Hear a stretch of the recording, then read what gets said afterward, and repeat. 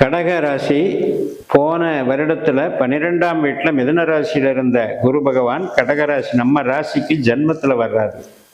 இதனால நிறைய ஜோதிட நூல்களில் பழைய நூல்களில் ஜென்மத்தில் ராமர் வனவாசம் போனதுன்னெல்லாம் சொல்லி ஜென்ரலாக பழக்கத்தில் சொல்லுவாங்க. ஆனால் அப்படி கிடையாது. காரணம் என்ன அப்படின்னு கேட்டிங்கன்னா, இந்த நட்சத்திர ரீதியாக குரு பலனை தர்றார். இப்போ நம்ம கடகராசியில் ஒரு பாதம் குருவனுடைய நட்சத்திரம் இருக்குது. புனர்பூச நட்சத்திரம் குருவனுடையது. இந்த குரு நட்சத்திரத்தில் குரு வரும்போது கரெக்டாக மீனராசியின் பலனை தருவார். நமக்கு மீனராசி 9ஆம் இடம். அப்போ என்ன அப்படின்னா இறையருள் கிடைக்குதுன்னு அர்த்தம். அப்போ இது வரைக்கும் கஷ்டப்பட்டுட்டு இருந்தது, ஒரு தெய்வ பலமே நமக்கு இல்லையே அப்படின்னு சொல்லி வருத்தப்பட்டுட்டு இருந்தது, அதுக்கெல்லாம் தீர்வு கிடைக்கக்கூடிய ஒரு அற்புதமான அமைப்பு. குரு உள்ள வந்தவுடனே அந்த 16 நாட்கள் ஜூன் 2ஆம் தேதியிலிருந்து 18ஆம் தேதிக்குள்ள ஒரு பெரிய தெய்வ அனுகூலம் கிடைக்கும்.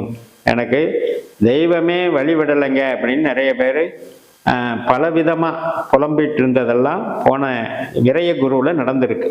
அதுக்கெல்லாம் இப்போ தீர்வு கிடைச்சிரும். அதுக்கப்புறம் 18ஆம் தேதிக்கு மேலே சனியினுடைய நட்சத்திரத்தில் பூசத்தில் குரு போவார். அதே சனி பகவான் 9ஆம் வீட்டில் அதே மீனராசியில் இருக்கார்.